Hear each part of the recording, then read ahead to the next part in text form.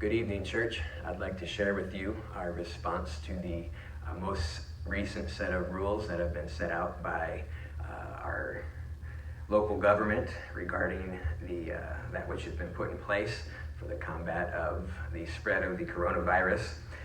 As many would already know, the Department of Health and Human Services, along with our state governor, issued a new updated directed health measure for Sarpy County that extends the limits of that cap for all gatherings at 10 people through April 30th. This goes beyond that initial 2-week period that we had planned for in our first announcement.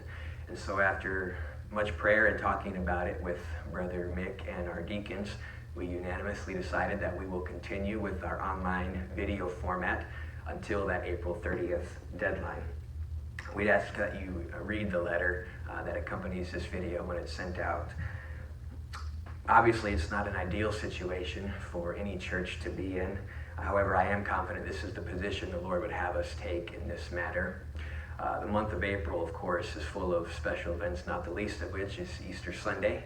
And so you'll be hearing more about that as we get closer and are able to release a calendar for the coming month. Though the virus has thrown a wrench into the life of our church, I am confident again that God knows and has allowed it for a purpose, for a reason, for our good. He intends for us to flourish through this time and to come out on the other end stronger. I'd like to finish by reading from 1 Peter chapter 1, verse 6 and 7. Of course, 1 Peter was written to believers who were in their own set of difficulties and circumstances that were not easy. And the effort being made is to try to produce solid believers in shaky and unsettling times. God has Peter write in 1 Peter 1:6, wherein ye greatly rejoice, though now for a season, if need be, ye are in heaviness through manifold temptations, at the trial of your faith, being much more precious than of gold that perisheth, though it be tried with fire, might be found unto praise and honor and glory at the appearing of Jesus Christ.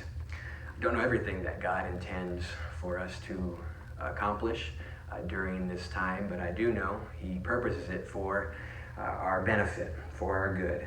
And so I know if we'll respond to this time as He would have us to, we will be better off for it. So I encourage you in that way.